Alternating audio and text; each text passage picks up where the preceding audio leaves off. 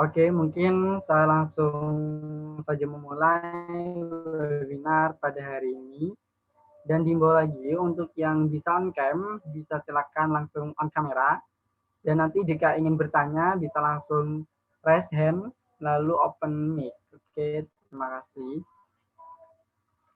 Oke, saya akan mulai. Assalamualaikum warahmatullahi wabarakatuh. Om Swastiastu, Namo Buddhaya, salam kebajikan, salam sejahtera untuk kita semua. Selamat sore untuk rekan-rekan semua.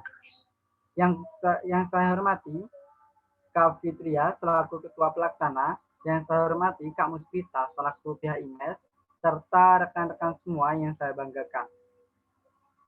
Marilah kita panjatkan puja dan puji syukur kehadirat Allah Subhanahu wa taala hingga kita bisa berkumpul di sini dengan keadaan sehat walafiat. Amin amin ya rabbal alamin. Mari kita buka acara ini dengan bacaan basmalah bersama-sama. Berdoa dipersilakan.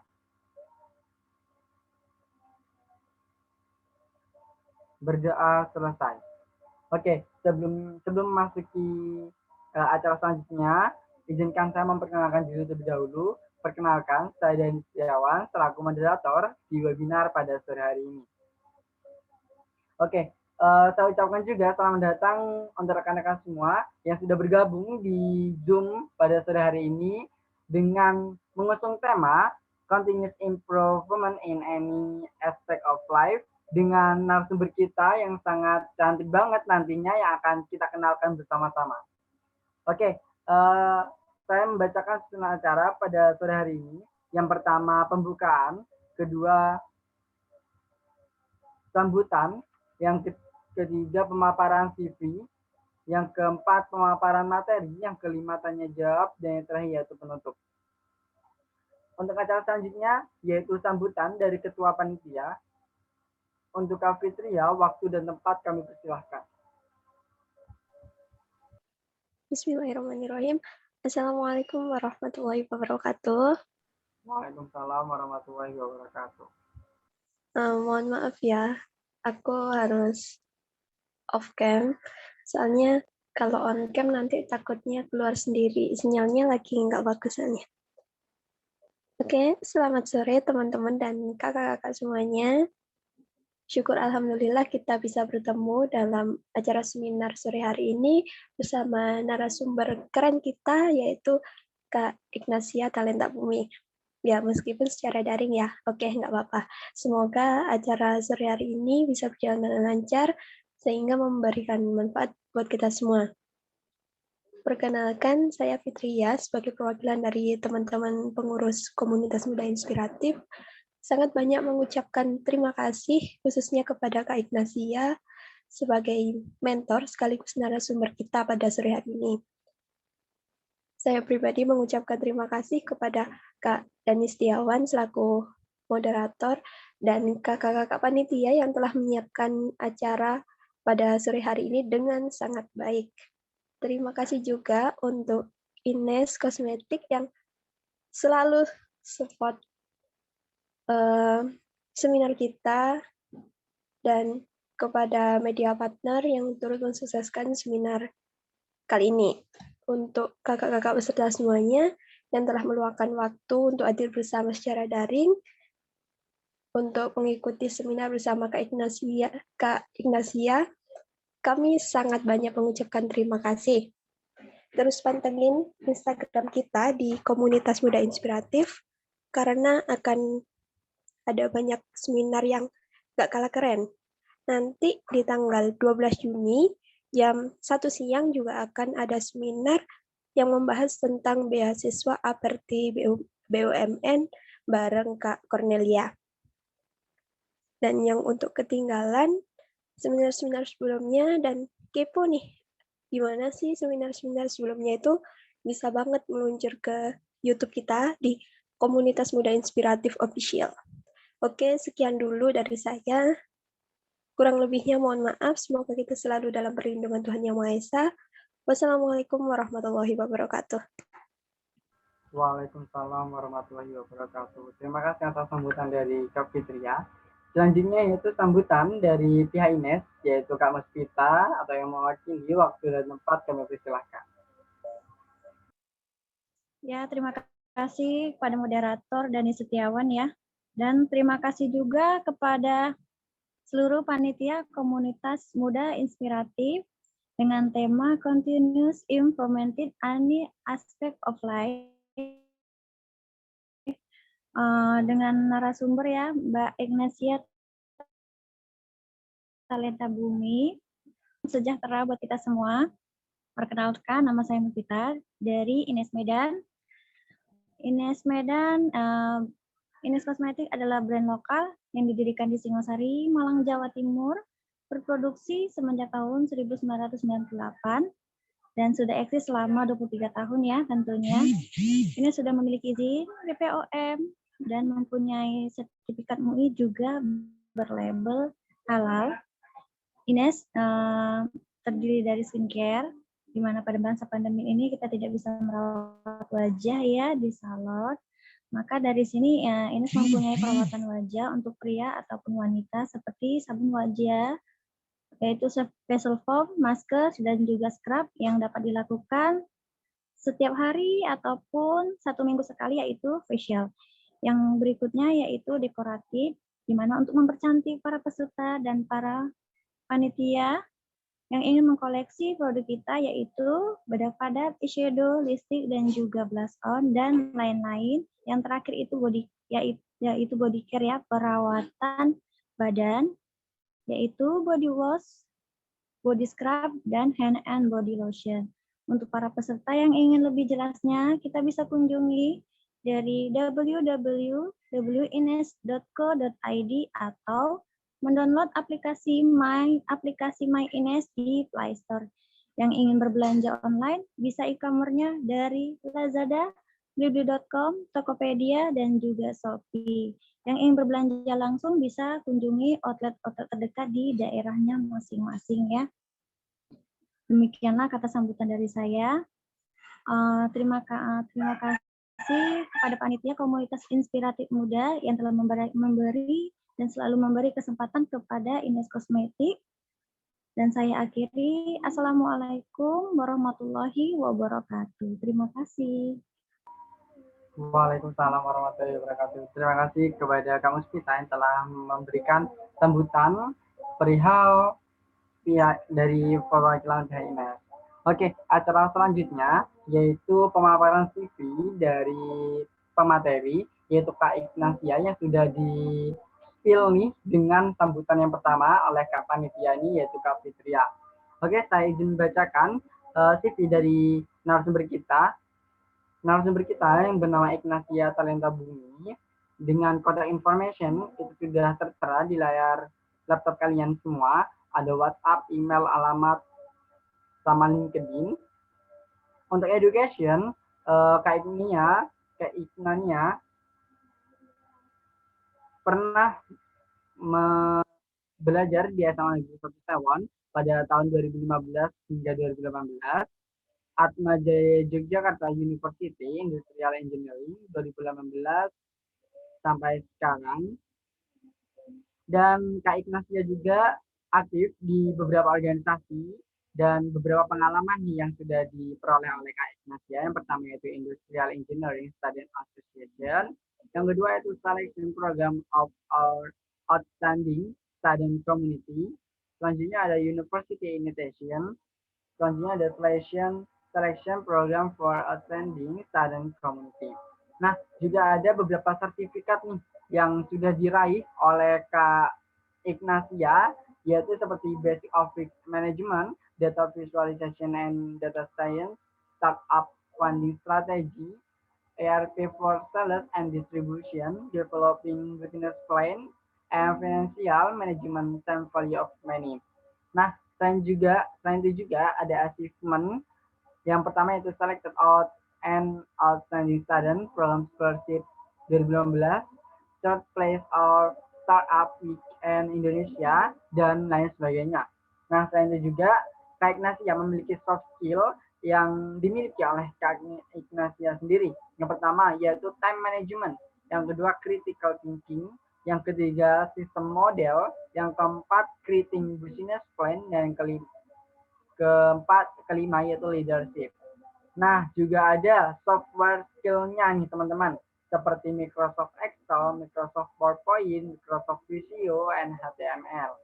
Nah, Kak Ignatia sendiri juga mumpuni beberapa bahasa nih, seperti halnya Indonesia, English, and Jerman. Wah, sangat menginspirasi nih dari pengalaman, dari pendidikan, dari sertifikat, apalagi dari soft skill, software skill, sama language yang mumpuni oleh Kak Ignatia. Oke, agar tidak lama-lama nih, agar kalian tidak kepo juga nih dengan materi yang akan disampaikan oleh Kak Ignatia sendiri nih. Oke, kita mungkin coba dulu. Halo Kak Ignatia. Halo, suaraku Oke, kedengaran nggak ya? selamat sore Kak Ignatia. Selamat sore semuanya, selamat sore Kak Dani. Apa kabar Kak? Luar biasa, puji Tuhan. Alhamdulillah luar Pandemi biasa. masih Tetap sehat semangat Kak ya. ya.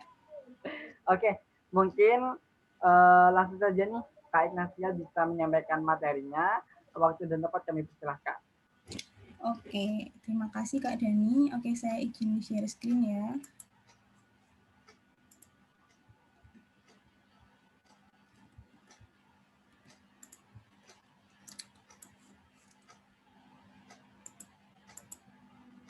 Oke, di sini tes suaraku menggema nggak ya? Tidak Kak. Oke, aku mulai ya. Nah, di sini aku mau bawain materi, tema besarnya itu continuous improvement. Nah, di sini aku mau bawain materinya itu khusus di aspek kehidupan kita. Jadi, continuous improvement in any aspects of life.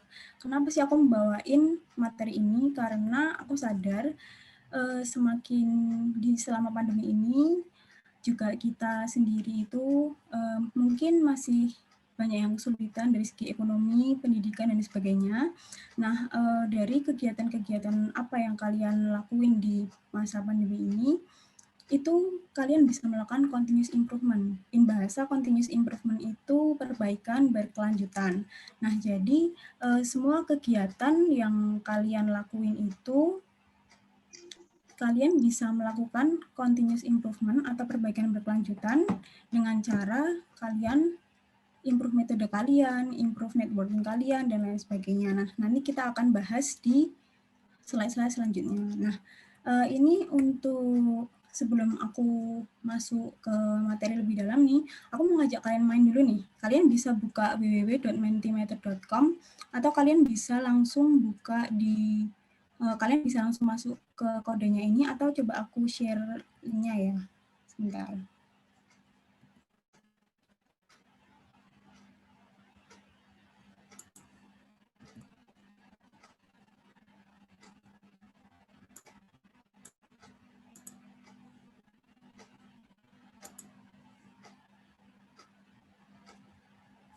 Oke, ini harus stop share dulu ya buat masih di chat. Oke, apakah bisa diakses?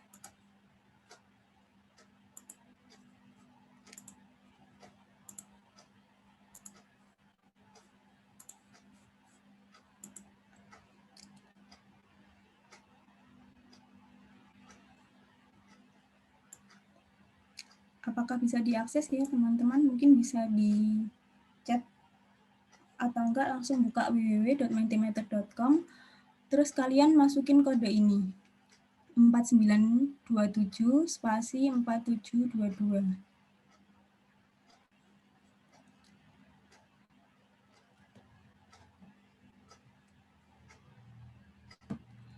Nah, nanti kalau misalnya kalian udah bisa, nanti akan muncul pertanyaan nanti kayak gini.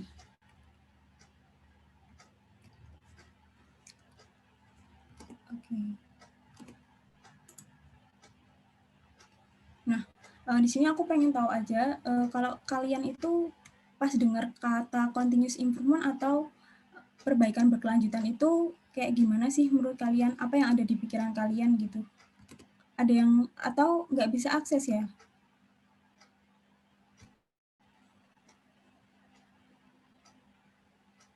Oh, oke, bisa. Oke, aku kasih contoh ya. Di sini misalnya menambah skill.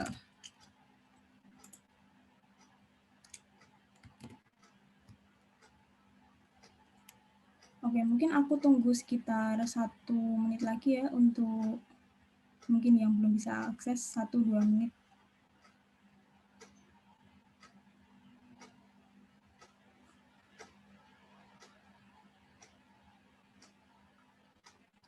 Mensimpulkan kerja, oke.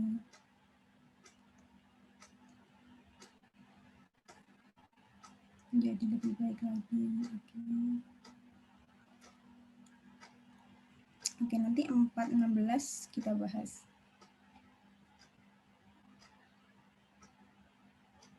Masih ada yang, oke, aku sambil bahas ya. Nah, jadi di sini nih semuanya ini nggak ada yang salah, benar. Aku coba bahas satu-satu ya. Continuous improvement di sini berkembang. Iya, jadi dampak dari continuous improvement itu sendiri nanti kalian akan bisa berkembang. Di sini aku tadi menambahkan skill. Nah, jadi kalian melakukan suatu kegiatan, oke, katakanlah kita buat asumsi di sini semuanya mahasiswa. Kalian diberikan tugas oleh dosen kalian untuk mengerjakan A. Oke, kalian suruh mengerjakan A itu kalian akan menambah skill kalian itu, dan kalian akan berkembang. Kemudian kalian juga akan menjadi lebih baik lagi dari hal sebelumnya, karena kalian telah memperbaiki kesalahan kalian sebelumnya secara terus-menerus. Kemudian bisa mengupgrade diri, ya, kemudian belajar untuk lebih dewasa, itu nanti merupakan proses dari berkembang. Kemudian peningkatan perkembangan, ya. Oke, jawabannya benar semua kok. Jadi, pokoknya continuous improvement itu nanti kalian akan mengupgrade diri kalian, intinya kalian akan mengupgrade diri kalian supaya kalian bisa mendapatkan kualitas yang lebih baik dari diri kalian. Nanti kita masih ada itu juga sih Mentimeter. Mungkin nanti bisa disiapin lagi. Terus sekarang aku mau masuk ke materi lagi. Oke, lanjut dulu ya. Nah, oke, di sini aku langsung masuk ke materinya. Ini continuous improvement ada di sebuah dalam lingkaran. Continuous improvement, ini dampaknya nanti meminimasi pemborosan, dia untuk perbaikan berkelanjutan, peningkatan kerja, dan juga improve metode. Oke, aku bahas satu-satu dulu ya. Dari minimasi pemborosan. Nah, di sini pemborosan apa sih, Kak? Pemborosannya dalam konteks ini adalah waktu. Kemudian, continuous improvement ini adalah perbaikan berkelanjutan. Dan kalian bisa improve metode sehingga peningkatan kerja kalian bisa meningkat. Nah, di sini kenapa aku pakai lingkaran? Ini aku pakai lingkaran ini bukan semata-mata, oh biar desain PPT-ku bagus nih. Enggak, itu bukan semata-mata kayak cuma untuk desain aja. Mungkin secara desain jadi lebih bagus karena dia enggak flat aja, jadi ada lingkarannya. Tapi di sini aku mau bilang kenapa aku pakai lingkaran, kenapa nggak pakai kotak? Karena lingkaran itu dia nggak ada ujungnya nih, dia nyambung terus. Itu mengartikan bahwa keempat aspek ini tuh dia nyambung kalau kamu melakukan continuous improvement atau perbaikan berkelanjutan. Kamu melakukan suatu pekerjaan, kemudian oke, udah selesai, kamu melakukan improve metode. Metode di sini kamu improve skill. Oke, aku langsung kasih contoh nyata aja buat kalian biar bisa langsung nangkep nih. Misalnya nih, aku kasih tugas kalian untuk edit video. Tolong dong teman-teman editin videoku yang ini. Oke, kalian edit video, udah selesai nih. Terus kalian kasih ke aku. Terus aku bilang, oke nih kayaknya ada yang kurang pas dari segi transisi, dari segi musik. Terus kalian kan jadi mikir nih, gimana nih caranya untuk improve biar editanku nih nggak dikumpulin lagi. Nah, itu namanya improve metode. Di sini kalian improve metode ini, kalian istilahnya di-push sama diri kalian sendiri supaya kalian bisa meningkatkan skill kalian. Entah kalian ikut workshop atau kalian belajar lebih lagi supaya kalian bisa improve di skill itu. Nah, apa sih hubungannya kalian improve metode ini sama minimasi pemborosan waktu? Ya ada dong. Jadi, kalau kalian punya skill yang lebih banyak, punya skill yang udah lebih dalam, contohnya tadi di edit video, kamu akan cut waktu untuk revisi nih. Nah, kan aku tadi bilang nih, wah ini kurang nih, transisinya kurang bagus, terus musiknya nggak sesuai dengan adegannya nih. Nah, itu kan bisa terjadi karena mungkin kalian kurang terbiasa atau jam terbangnya kurang untuk mengedit video, sehingga kalian harus kayak nyari-nyari template musiknya dulu untuk sesuai adegan yang pas. Nah, dengan kalian punya skill yang udah mendalam dan juga jam terbang yang udah banyak, kalian bakalan lebih cepat untuk melakukan edit video tadi, dan juga kemungkinan untuk kalian revisi itu kecil. Nah, itu fungsinya. Terus, kalian dengan adanya improve metode ini, selain meminimasi pemborosan, kalian juga bakalan meningkatkan kualitas kerja kalian. Seperti itu. Nah, continuous improvement ini bisa kalian terapin kalau kalian bagus dalam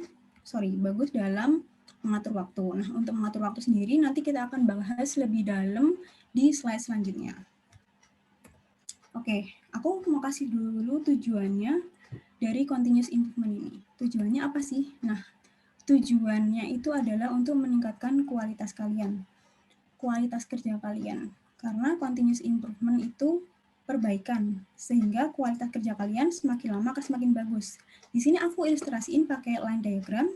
Di sini di sumbu Y-nya ini ada waktu, dan di sumbu X-nya ini ada kegiatan. Jadi ini kegiatan 1, kegiatan 2, kegiatan 3, dan juga kegiatan 4. Nah, semakin banyak kegiatannya, maka waktu yang dibutuhkan juga semakin banyak. Nah, kenapa nih? Kok tujuannya bisa peningkatan kualitas kerja sama waktu? Karena kalau kegiatan kalian semakin banyak, dan juga waktunya semakin banyak, itu akan membutuhkan waktu dan skill yang cukup dalam untuk kalian menyelesaikan semua kegiatan itu. Nah, nanti aku juga akan bahas tentang gimana kalian harus monotasking atau multitasking nih untuk bisa dapat kualitas kerja yang lebih bagus lagi. Nah, oke. Di sini aku mau bahas tentang perfection sama produktif yang akan berimbas ke continuous improvement. Nah, di sini aku mau tanya dulu nih sama kalian. Kan biasanya kalau misalnya orang-orang ini kan sekarang lagi pada booming ya, share tentang productivity gitu. Nah, menurut kalian kalau misalnya nih, aku ngerjain sesuatu dengan perfect, bagus, tanpa salah, dengan waktu yang cukup lama, apakah itu bisa disebut produktif? Gini maksudnya, jadi aku punya 3 tas nih. Nah, 1 tas itu sebenarnya aku ngerjain 1 jam itu udah selesai nih. Tapi begitu aku udah selesai, aku kayak ngerasa kurang sehingga 2 tas lainnya itu kayak keteteran karena aku mau itu sangat perfect, sehingga 2 lainnya itu keteteran. Apakah itu bisa disebut produktif? Oke, aku pengen tahu jawaban dari kalian. Mungkin bisa refresh lagi ya di Mentimeternya tadi. Apakah bisa terrefresh?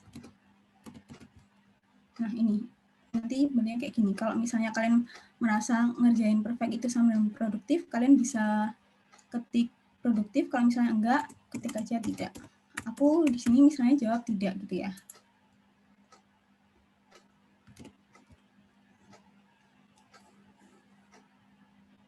Oke, ada yang nambahin jawaban?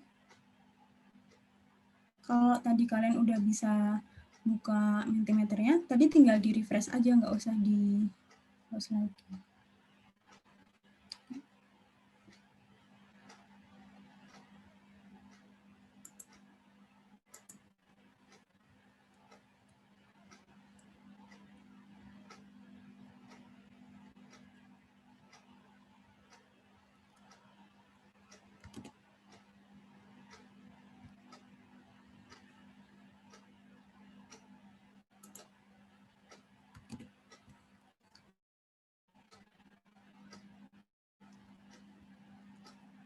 Oke, aku tunggu 1 menit ya. Mungkin kalau misalnya nggak bisa, nanti aku bisa langsung bahas aja. Karena nanti juga aku bakalan bahas di belakang. Aku cuma pengen tahu aja menurut kalian, apakah kalau perfect itu menurut kalian produktif atau enggak. Mungkin nanti 16.25 langsung aku lanjut ya.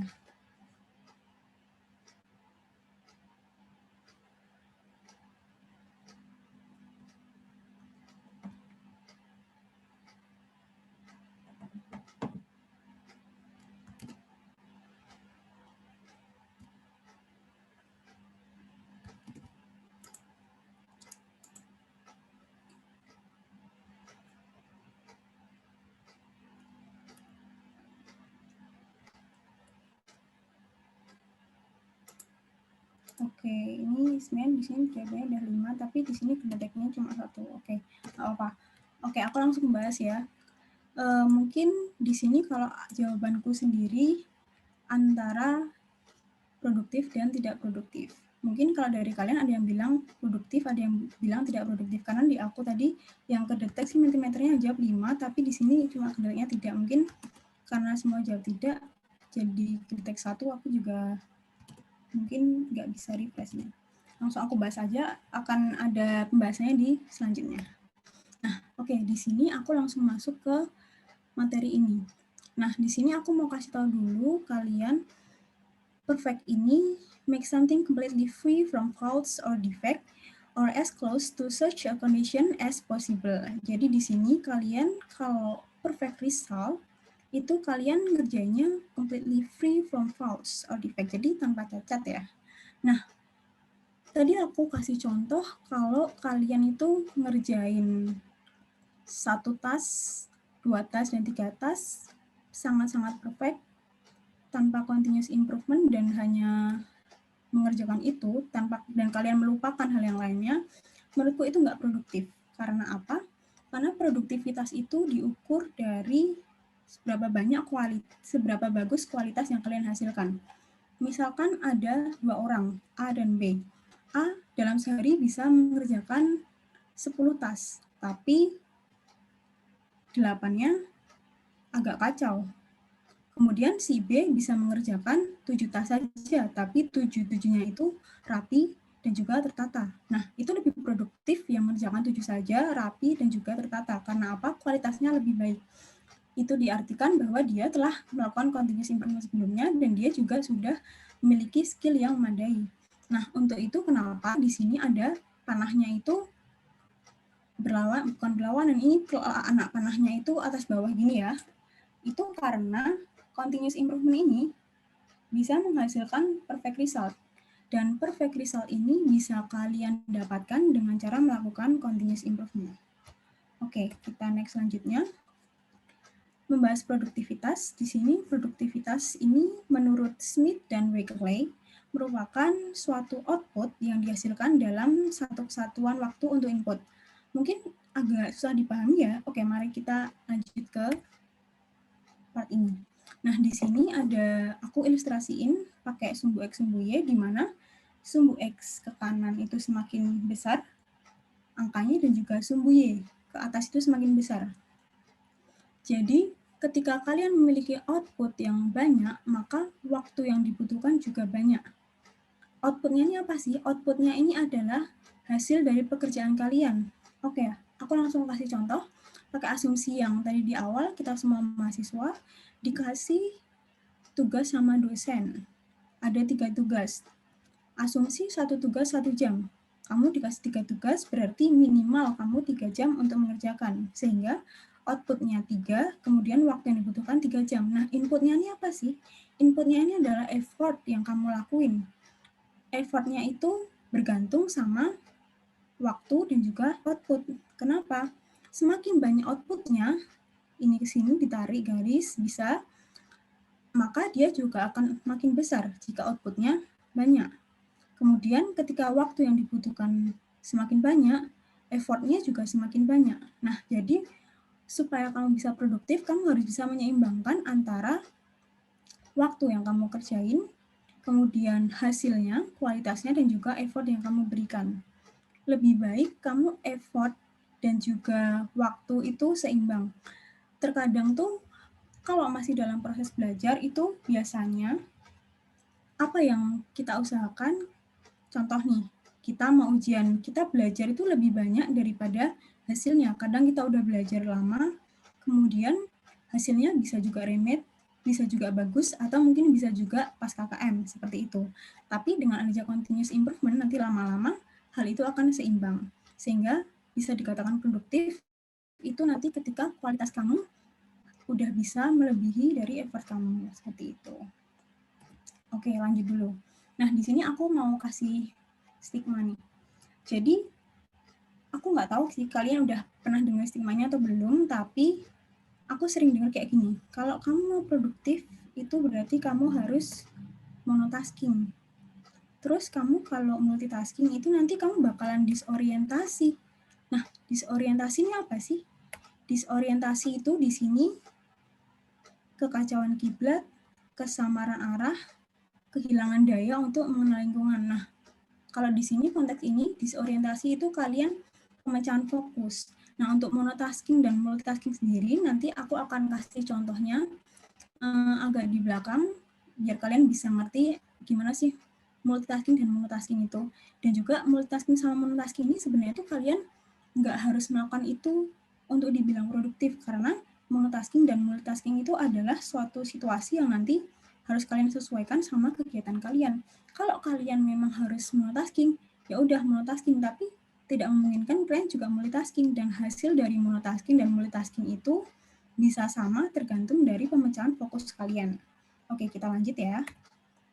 Nah, oke, di sini aku mau kasih dulu kapan sih kita bisa pakai monotasking dan juga multitasking. Nah, untuk monotasking sendiri, kita bisa monotasking itu kalau deadline kita panjang. Kemudian kita bisa multitasking kalau deadline kita berurutan. Nah, gimana nih maksudnya? Oke, aku pakai asumsi yang di awal ya. Oke, untuk seterusnya nanti mungkin kita bakalan pakai asumsi yang di awal. Kita semua pelajar atau mahasiswa memiliki tugas. Untuk monotasking, deadline-nya masih panjang nih. Oke, aku dapat tugas, wah deadline-nya masih 1 bulan. Nah, untuk multitasking, deadline-nya berurutan. Wah, aku ada 3 tugas, deadline-nya hari ini, besok ada 2. Nah, itu kalian akan lakukan multitasking. Kemudian, kalian bisa melakukan multitasking kalau kerja individu kalian itu lebih banyak daripada kerja tim. Kerja individu di sini maksudnya adalah kalian mengerjakan pekerjaan itu hanya kalian yang mengerjakan. Ketika kalian diberi tugas, itu hanya kalian yang bisa mengerjakan. Karena topik itu hanya untuk kalian dan kalian hanya berhubungan antara diri kalian dan sang pemberi tugas.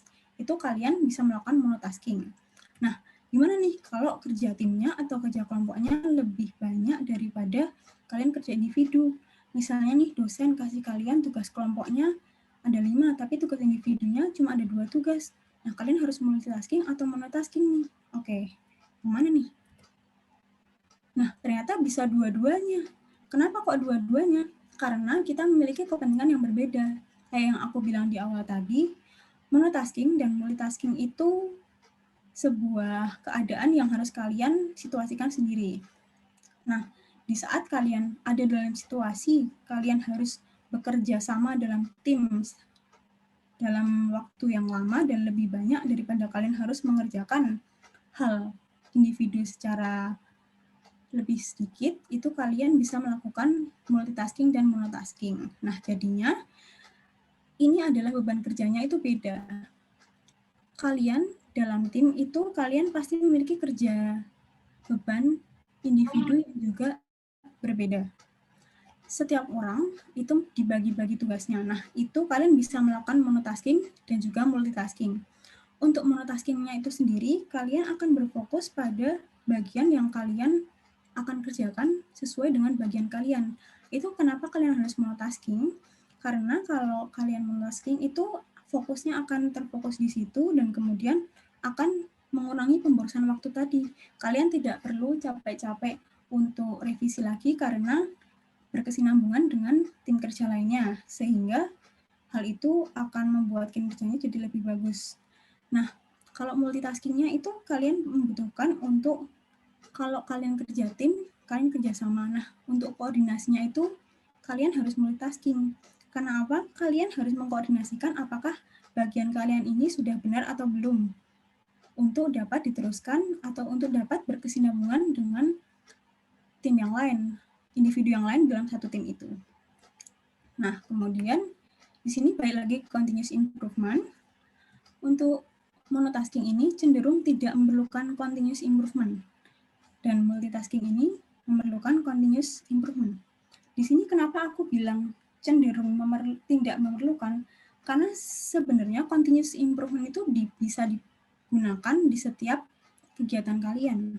Di sini kecenderungan di sini karena continuous improvement yang dimaksud adalah ketika kalian melakukan monotasking, fokus kalian itu benar-benar fokus dalam satu tugas karena monotasking kan ya.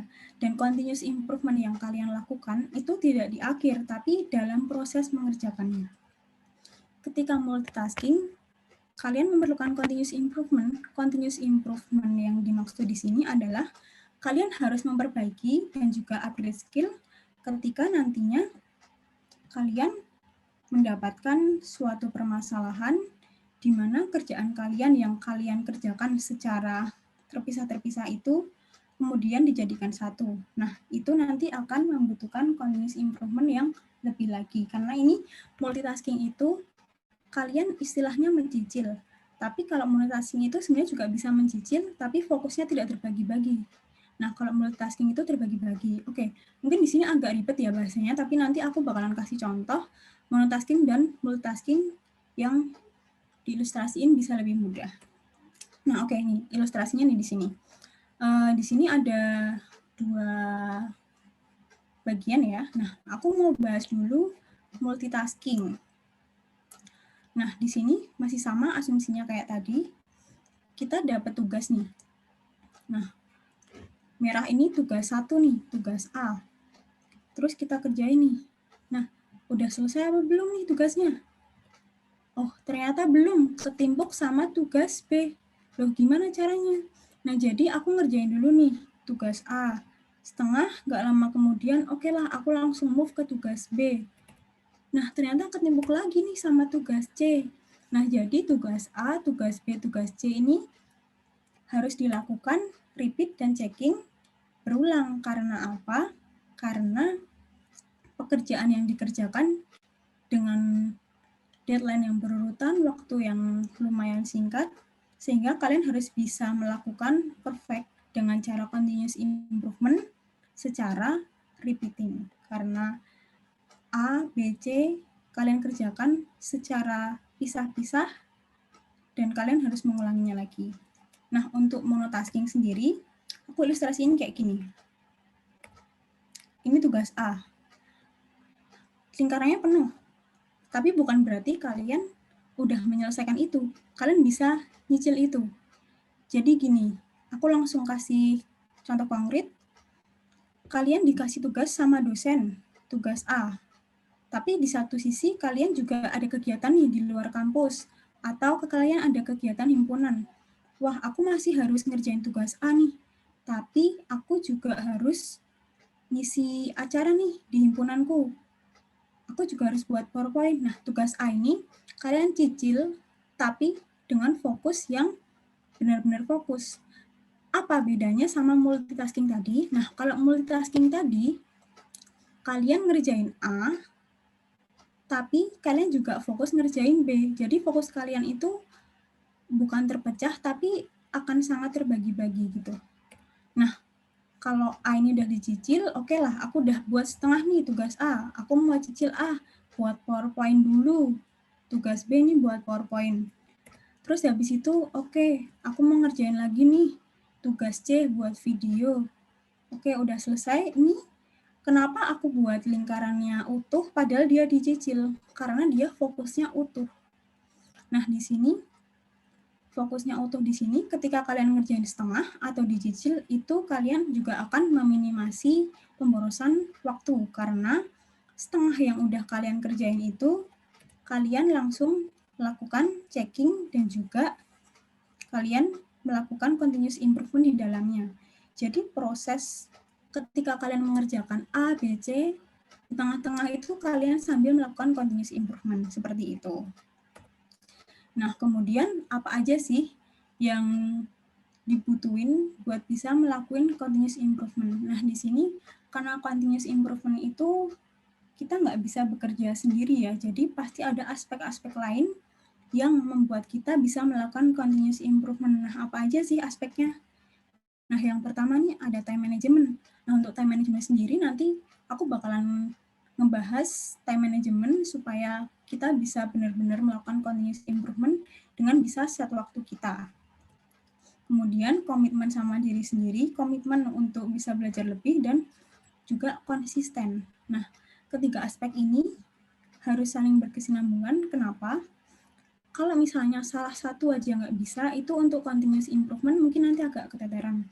Misalnya nih, kalian waktunya udah bagus nih. Oh oke, aku bisa ngatur waktu dari pagi sampai malam bisa kayak gini dengan sedemikian rupa sehingga teratur, tapi kalian nggak konsisten. Kalian nggak komitmen sama diri sendiri untuk tepat waktu dalam mengerjakan apa yang udah kalian setting di waktu kalian. Nah, itu akan susah untuk melakukan continuous improvement karena yang ada nanti kalian akan terkejar oleh waktu dan akhirnya sebisanya aja gitu. Nah, di sini yang ditekanin untuk bisa melakukan continuous improvement dengan baik itu komitmen, konsisten, dan juga time management seperti yang udah aku bilang tadi. Nah, di sini aku membahas tentang to-do list yang bisa kalian lakukan buat continuous improvement dan time management tadi. Kemudian kalian bisa tentuin prioritas kalian nih. Nah, ini untuk komitmen kalian, no procrastination, dan juga set the duration. Nah, kenapa sih harus ada 4 aspek ini? Dan 4 aspek ini juga harus saling berkesinambungan. Karena apa? Ketika kalian udah buat list-list kalian nih hari ini, dan kalian udah tentuin prioritas kalian, tapi kalian menunda nih, kayak oh nanti aja deh, kayaknya waktunya masih banyak. Nah, itu juga akan mengacaukan list kalian. Dan juga kalian harus bisa set the duration. Kenapa kalian harus set the duration? Karena kalau misalnya kalian terdesak oleh durasi yang kalian buat sendiri, itu akan membuat kalian menjadi lebih mudah untuk bisa melakukan cara pikir continuous improvement. Kayak gitu. Jadi 4 ini harus ada keempat-empatnya. Nah, di sini aku mau kasih tahu tentang Eisenhower Decision Matrix, matriks keputusan buat nentuin prioritas kalian nih. Nah, ada 4 nih, apa aja? Nah, yang pertama ini ada kegiatan yang kalian penting dan juga urgent. Nah, kalian harus lakuin nih. Lakuin sekarang. Kemudian, kalau misalnya penting tapi dia nggak urgent nih, ya udah kalian buat jadwal nih. Kapan ya aku harus ngelakuin ini? Kemudian, kalau misalnya nggak penting tapi dia urgent, kamu harus delegasiin. Wah, kira-kira siapa ya yang bisa bantu aku buat ngelakuin kerjaan ini.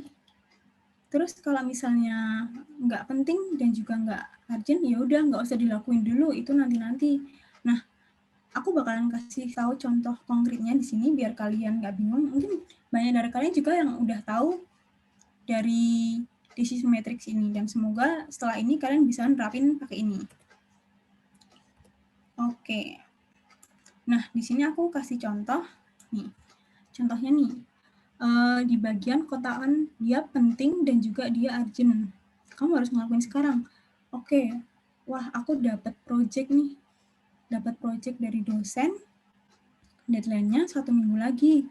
Dan harus kerjasama sama dosen. Ada ujian juga. Nah, kamu harus ngelakuin ini sekarang. Kamu harus mulai tindakan itu sekarang. Tapi kalau dia termasuknya penting tapi nggak urgent nih. Masih nanti-nanti bisa, tapi penting kok. Cari info lomba. Kenapa kok penting? Nah, buat update kalian, buat upgrade skill kalian, ikut workshop. Penting juga buat cari ilmu lagi, kemudian workout biar kalian bisa siap dan refresh. Itu juga penting, tapi kan nggak harus dilakuin saat itu juga. Nah, kalian bisa nih buat jadwal. Kapan ya aku mau ngelakuin ini? Gitu. Terus, kalau yang nggak penting tapi urgent, misalnya menghubungi klien nih. Loh, menghubungi klien kok nggak penting? Di sini nggak pentingnya adalah tidak langsung berhubungan sama kalian.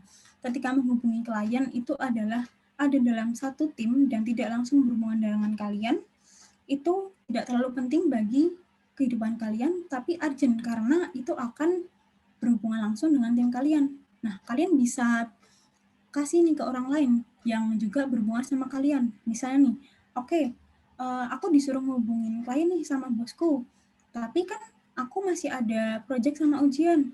Terus ya udah, aku menghubungi timku, di mana timku ini siapa nih yang kosong, tolong dong hubungin klien. Nah, aku menghubungin temanku yang satu tim itu untuk menghubungi klien. Nah, itu salah satu dari implementasi yang nggak penting dan tapi urgent. Kemudian kalau misalnya dia nggak penting, dia juga nggak urgent, ya udah nanti dulu. Liburan kan bisa nanti aja, belanja kan bisa nanti aja. Setelah ketiga ini kalian selesaikan. Jadi kalian bisa ngelakuin hal di sini itu ketika kotaan 1, 2, dan 3, kotaan do, decide, dan delegate ini udah selesai. Oke. Kemudian di sini aku juga mau ngasih kalian tentang to-do list yang aku bilang tadi. Kalau kalian masih ingat, tadi aku di slide sebelumnya masih tahu tentang set the duration di sini ya. Oke, aku balik lagi ke slide tadi. Nah, set the duration. Di sini aku kasih contoh. Oke, hari Senin nih, ini to-do listku. Nah, ini dari atas sampai bawah ini diurutin prioritasnya nih. Dari atas, deadline-nya yang paling mendesak, paling bawah, deadline-nya masih paling longgar nih.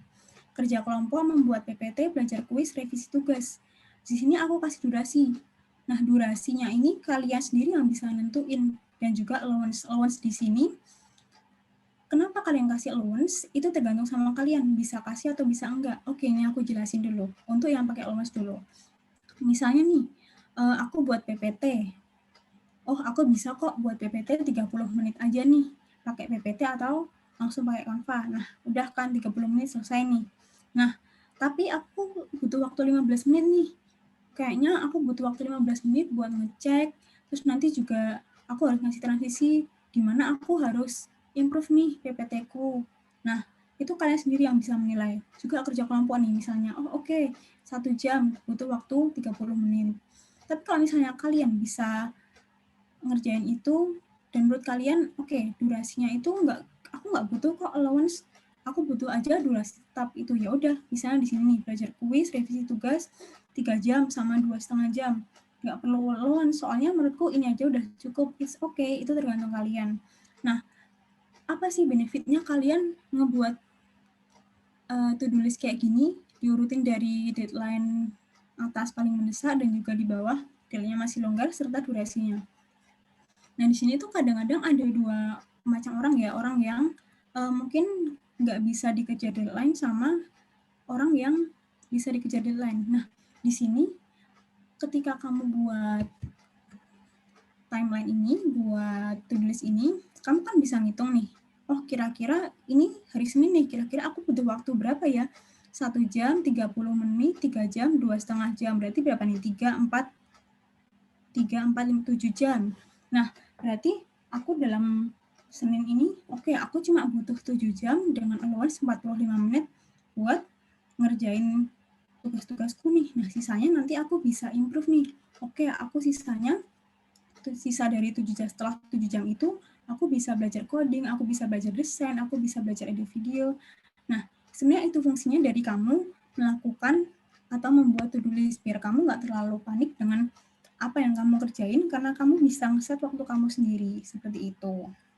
Selain itu, kamu juga bisa tahu nih, kapan kamu harus improve diri kamu berdasarkan waktu-waktu itu. Nah, di sini aku mau bahas go the extra miles. Go the extra miles di sini adalah kalian itu memberikan effort yang lebih dan usaha yang lebih, serta memberikan hasil yang lebih daripada yang diminta. Nah, go the extra miles di sini adalah puncak akhir daripada kalian continuous improvement tadi. Oke, di sini aku kasih contoh langsung, misalnya gini. Aku di sini minta tolong sama kalian buat, oke, tolong dong, ini aku ada 10 kerjaan, tolong kerjain aja dari nomor 1 sampai 10, 7 soal aja, tapi nggak boleh acak ya dari nomor 1 sampai 7 aja kalau kalian mau ngerjain. Kalau kalian mau ngerjain 10 atau lebih dari 7 juga boleh. Nah, itu namanya go the extra miles, kalau kalian ngerjain lebih dari apa yang diminta. Nah, apa sih yang dapetin kalau kalian bisa go the extra miles? Nah, kalian itu bisa mendapatkan hasil yang maksimal. Kenapa hasil yang maksimal? Karena dari contoh tadi, aku langsung masuk ke contoh ya, biar langsung real dan kalian paham. Karena dari contoh tadi, kalau misalnya kalian ngerjain 7 aja, terus kalian bisa ngerjain lebih dari 7, katakanlah 9 atau 10, itu pasti hasilnya maksimal. Karena apa? 7 aja kalian udah bisa. Nah, kalian bisa tuh ngerjain lebih dari 7. Makanya hasil kalian pasti maksimal. Dan juga kalian punya pengalaman yang lebih. Loh, kok pengalaman yang lebih? Apa hubungannya sama pengalaman? Nah, anggap aja kalian pengalaman yang lebih ini sebagai belajar yang lebih. Ketika kalian mendapat kasus nomor 1 sampai 7, udah selesai nih. Semua orang kan mengerjakan dari kasus nomor 1 sampai 7 karena tadi nggak boleh acak kan. Nah, kalian ngerjain nih dari 1 sampai 7, terus kalian juga ngerjain sampai nomor 10. Berarti kan ada sisa 3 kan? 8, 9, 10. Nah, berarti 3 sisanya itu termasuk pengalaman kalian. Karena apa? Karena kalian mendapatkan ilmu yang lebih daripada yang lain. Tuh. Terus, untuk effort yang lebih besar, kalian juga bakalan dapat hal ini. Karena apa? Karena kalian mendapatkan pengalaman yang lebih tadi, kalian belajar lebih, sehingga effort kalian juga lebih besar. Kepuasan batin. Itu pasti, karena kalau kalian ngerjain itu dengan hasil yang maksimal, lebih, maka akan ada kepuasan tersendiri, dan kalian menjadi beda dari yang lain, sehingga kalian akan mendapatkan keistimewaan. Nah, keistimewaan ini bukan berarti kalian akan mendapatkan, oh, oke, kamu nanti dapat barang ini, kamu naik jabatan, kamu naik gaji, gitu, enggak. Tapi kamu akan mendapatkan prestige sendiri dari diri kamu, dan juga personal branding kamu akan lebih bisa baik. Gitu. Jadi, untuk bisa go the extra miles, itu kamu harus bisa menerapkan continuous improvement tadi. Dan go the extra miles ini tujuan akhir, bukan tujuan akhir sih, tapi puncaknya. Karena nanti dengan adanya continuous improvement, kalian pasti akan bisa go the extra miles. Nah, oke, ini udah mau masuk slide akhir sih. Ini udah conclusion-nya. Nah, aku mau ngasih tahu kalian, ini conclusion-nya yang aku ambil dari yang tadi, biar kalian ingat, buat continuous improvement sampai ke buat the extra miles. Kalian harus bisa manajemen waktu kalian dengan baik, bisa pakai to-do list tadi, dan juga take priority. Kemudian kalian harus bisa konsisten, dan juga kalian punya komitmen untuk bisa melakukan apa yang telah kalian buat list tadi. Nah, dari situ nih, kalau kalian ketiganya udah bisa balance, kalian bisa melakukan continuous improvement. Nah, kalau kalian udah balance nih, kalian bisa nih go the extra miles. Kalian udah punya skill yang lebih, dan kalau di go the extra miles ini bukan berarti, oke, berarti kalau aku udah go the extra miles, aku udah kasih effort yang lebih, berarti aku nggak perlu improve lagi dong. Enggak, itu nanti pasti akan terjadi improvement. Jadi continuous improvement itu tidak akan pernah berakhir, karena namanya aja continuous improvement. Jadi jangan dikira terus, oke, aku udah go the extra miles. Justru di sini, ini nanti kalian akan mendapatkan tantangan baru untuk melakukan continuous improvement tadi. Nah, di sini, ini adalah slide kedua terakhir. You need to take a break for a while. Ini penting, kenapa?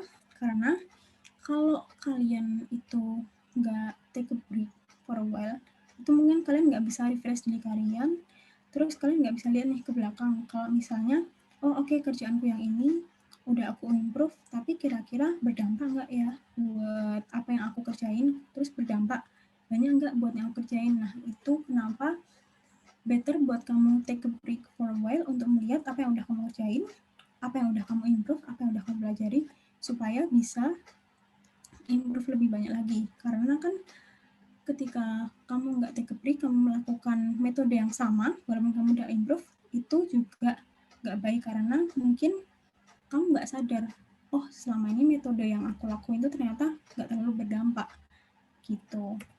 Nah, oke. This is the last slide.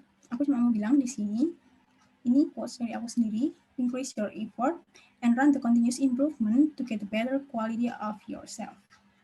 Oke, sekian dari pemaparan materi aku. Mungkin itu, dan semoga depannya sih dari materi ini kalian bisa memahami supaya kalian bisa melakukan continuous improvement dari setiap aspek yang kalian lakukan, setiap kegiatan yang kalian lakukan, dan kalian bisa take priority dan juga konsisten untuk bisa go the extra miles. Oke, gitu Kak Dani.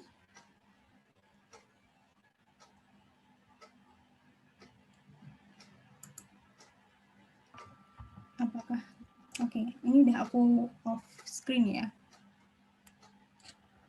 Oke, terima kasih Kak dari Kak Ignatia. Materinya sangat hijau banget, sangat bermanfaat banget untuk kita semua, apalagi kita yang melakukan di bangku perkuliahan nih Kak ya, bisa bagaimana sih manage waktu yang benar, lalu konsisten, lalu kita bisa lebih apa ya, kayak kita lebih mengutamakan mana yang penting atau yang tidak, seperti itu Kak.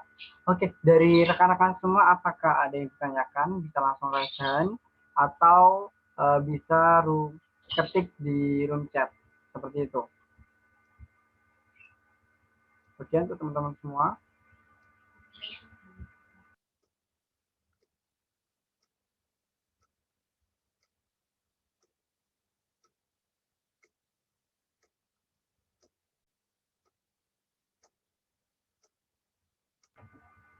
Dari rekan-rekan semua, apakah sudah paham nih materi dari Kak Ignatia? Wah, ternyata paham nih Kak Ignatia ini materi yang telah disampaikan nih, ternyata. Paham dan bisa diimplementasikan. Kalau paham aja nggak diimplementasikan cuma kan ya. Jadi mending mungkin bisa dipahami lagi, diresapi lagi, kemudian diimplementasikan. Karena ini continuous improvement sebenarnya bukan hanya sekedar materi, tapi lebih ke implementasi. Jadi emang proses. Mungkin Ya, kalau betul. emang ada pertanyaan juga, mungkin masih bingung untuk implementasinya atau bagaimana. Iya, betul itu Kak Ignatia. Jadi rekan-rekan semua yang ingin bertanya nih mungkin bisa apakah nanti jika ada rekan-rekan bertanya apakah bisa langsung kontak person ke Kak Ignatia nih? Oh ya, boleh dengan senang hati. Nanti kita bisa saling sharing, diskusi gitu. Oke, benar sekali. Dan apa benar nih tidak ada yang tanya nih dari rekan-rekan semua, mumpung ada narasumber kita di webinar sore hari ini, karena webinar ini tidak datang dari kedua kalinya loh teman-teman, ini hanya satu kali dan perdana untuk kalian semua, seperti itu. Mungkin masih malu-malu nih Kak Ignatia atau masih bingung nih rekan-rekan semua untuk bertanya Mas Yani.